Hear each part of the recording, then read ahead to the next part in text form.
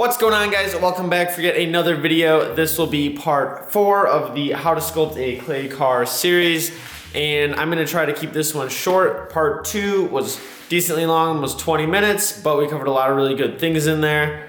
Let's get started. First thing to note is I did go ahead and go a little bit farther than what I covered in the last video. Used these same exact techniques, but I just kind of blocked everything in a little bit more. Got this roof line looking a little bit better. It's still super rough, so no need to worry there. Keep it rough, keep teeth in it, keep it just like that. But the one thing I want to cover today is how to see where you have holes in your surface and unevenness. So we're gonna see exactly how to tell what's going on with your surfaces, and that's gonna help us in the long run. So here is a super easy technique that you can use all the time. So what I have here is just a regular ruler or scale, and this one's just some cheap metal. It bends, it flexes, and then I just chopped a smaller section off. And in this section, I took a Dremel with a cutting disc and put some teeth marks in the edge. So basically just notches every so often along that edge. There you can see. So I just made little notches in the edge on one side. The other side I left smooth, and you can probably see it better like this. I tried to be consistent, but I kind of got ahead of myself, and well, it's not. But you can make some super simple tools. These are going to be what we're going to be using for our steels. These are what steels normally look like. These are used all the time for surfacing. We're not going to be going into a super crazy amount on final surfacing. These are just like basic techniques to get you rolling.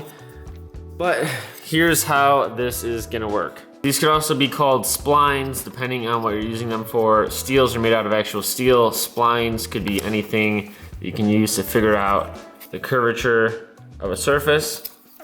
So the way to tell if you've got your roof line right here is if you take your steel, we're just gonna call this a steel from now on because it's basically what I've made, and you take it and bend to a curvature that you want. So I'm taking this, bending it this way. I'm gonna put my fingers in equal distance apart, or at least across the whole surface when I drag this across there, because that's gonna give us an equal pressure. So now we've got this curvature, set it down. The quick way to check is to get the curvature you want and then bring it over. And so what I'm gonna zoom in on is right here, you can see daylight in between the steel and the surface. That means that that is a low point. So anywhere up here, you can see we've got nothing. We've got nothing up there showing through. We come up to this hole right here, and you can see there's some daylight in between the steel and the surface. So what I'm gonna do now is, with my fingers spread out, drag across and do a few swipes from different angles.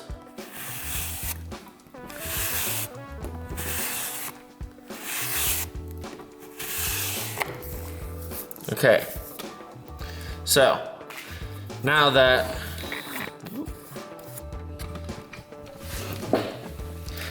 I've done a few swipes across the surface, hopefully I'll be able to pick this up on the camera.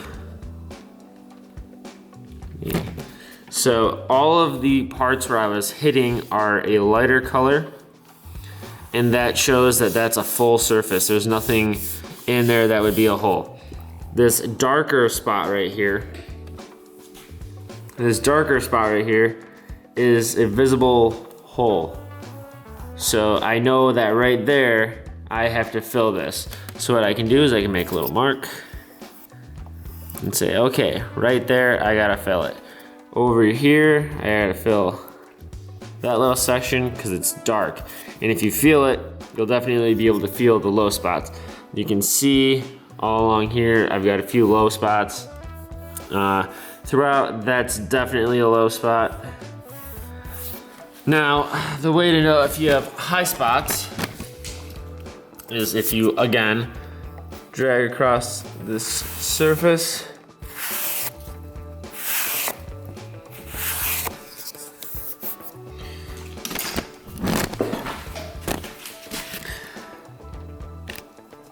This is probably a better example even.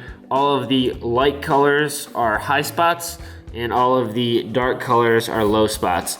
So that's how you know where you need to fill. It's pretty clear and easy to see when you're looking at something this rough, but when you get to something more smoothed out, it becomes harder to tell, and you can find all of those little holes by dragging that across the surface. Now, before you go and try to make every surface absolutely perfect, which I know you can, don't worry about it too much. This is the first stages of the model. This is if you've got everything blocked in, you're pretty stoked on it, and you just wanna check and see, hey, do I have holes? Or if you're having trouble with your surface being really, really bumpy, having a lot of ridges and waviness, this is a good way to be able to see where you need to work on stuff and evaluate from there. Now, the reason I put teeth in this guy is that when I come over here, I can do the same thing to shape. And this is gonna give me a more defined surface. Come at it this way. And so by going at this surface at angles, just like how when we did the roof, coming at it from different angles basically levels out what you're doing and avoids creating all of those ripples or chatter. So if you're dragging this and let's say you're on the smooth side like this, let me just get this cleaned up a little bit.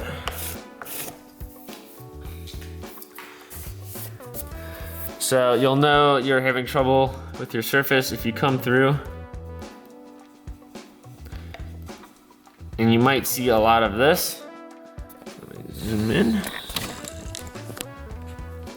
This is chatter, and chatter is not really what you want. You're gonna see all that stuff. That's if you're dragging, you're hitting bumps, and that means your hand's going like that. Good way to get rid of chatter. Come back through. If you're at a later stage, you can just use your smooth side, but for right now, using the teeth on here should be perfectly fine. And just do this. Bada bing, bada boom.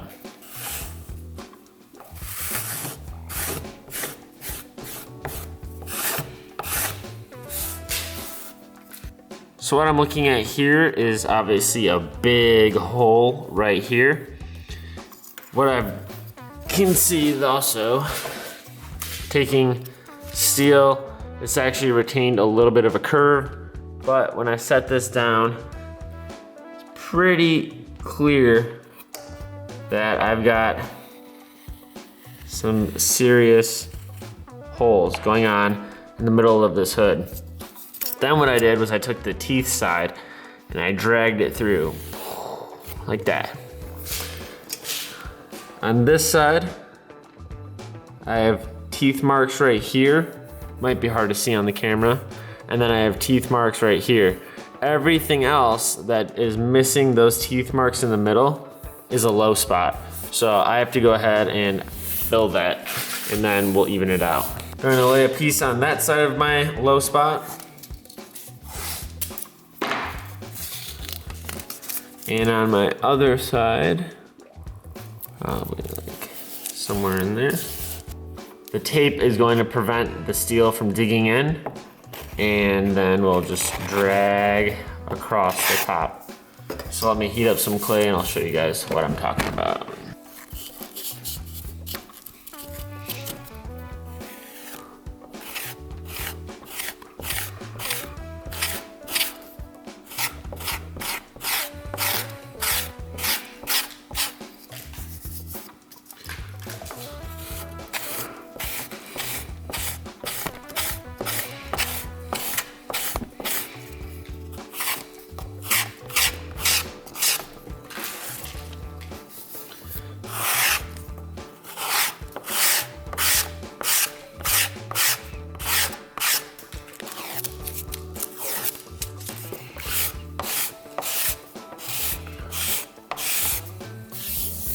that middle section that was low is all gone.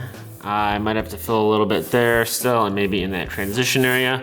But that's the basic way of how to get rid of any of the big holes that you might have, at least any of the really wonky surfaces. That's a pretty straightforward way to tackle those. And again, you want to stay rough. This is even more finished than I'm gonna probably have this finished to by the end.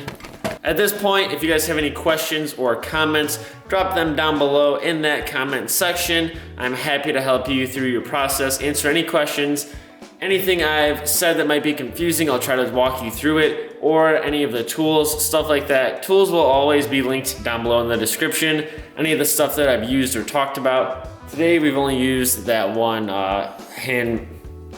homemade steel out of an old ruler.